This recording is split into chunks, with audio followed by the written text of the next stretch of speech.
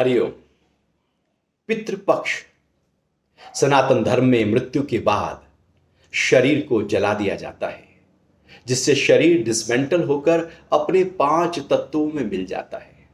लेकिन शरीर का प्राण इंद्रियों, मन, बुद्धि और चित्त में पड़े हुए संस्कारों को अपने साथ लेकर शरीर से बाहर निकल जाता है और आसक्ति के कारण कुछ दिन तक जहां शरीर जलाया गया था उस स्थान पर या अपने घर के आसपास ही घूमता रहता है।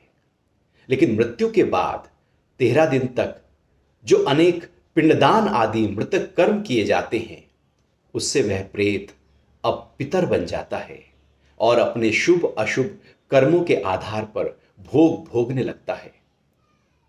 लेकिन आसक्ति के कारण उसका लगाव मृत्यु से पहले वाले घर पर बना रहता है, अपने वालों पर बना रहता है। उसी आसक्ति के कारण पितर का जीव श्राद्ध पक्ष में अपनी मृत्यु की तिथि पर धरती पर आता है।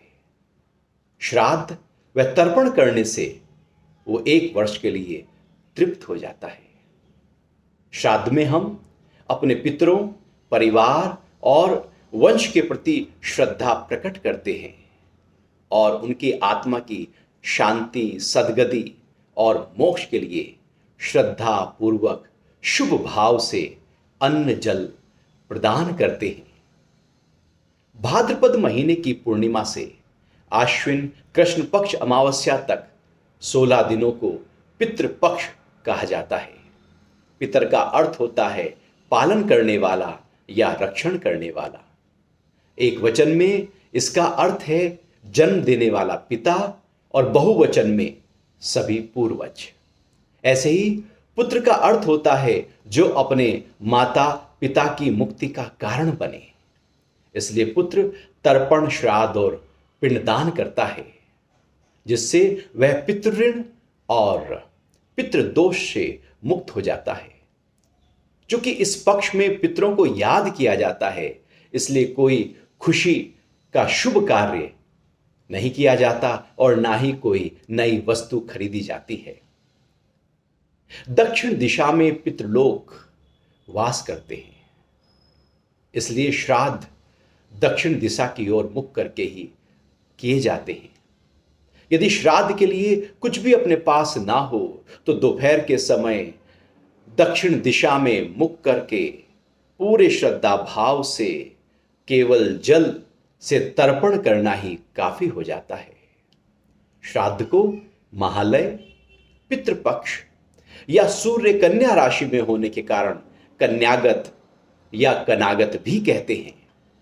ज्योतिष शास्त्र के अनुसार मन चंद्रमा का कारक है, इसलिए मन का जुड़ाव चंद्रमा से बना रहता है। चंद्रमा सोम का कारक है। सोम यानी तरल पदार्थ जो सबसे ज्यादा चावल में होता है, क्योंकि धान पानी में पैदा होता है।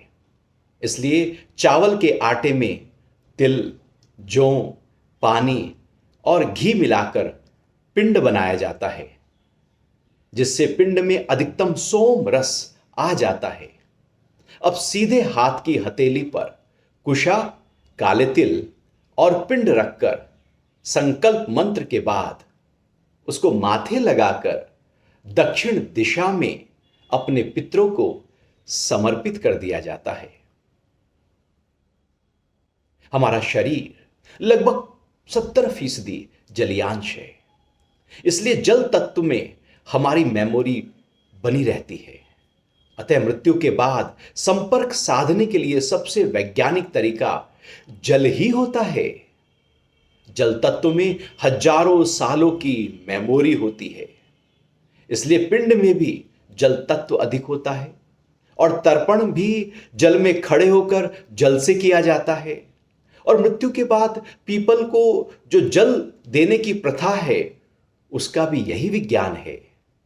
यह इसी तरह से काम करता है जैसे इंटरनेट के माध्यम से ईमेल विश्व में कहीं भी भेज दिया जाता है।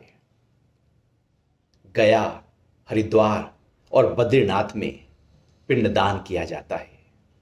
इससे गया में जो पिंडदान किया जाता है उसका तो बहुत ही विशेष महत्व है। पितृपक्ष की अमावस्या को सर्वपितृ अमावस्या कहा जाता है। इस तिथि पर कुल के सभी पितरों का श्राद्ध किया जाता है।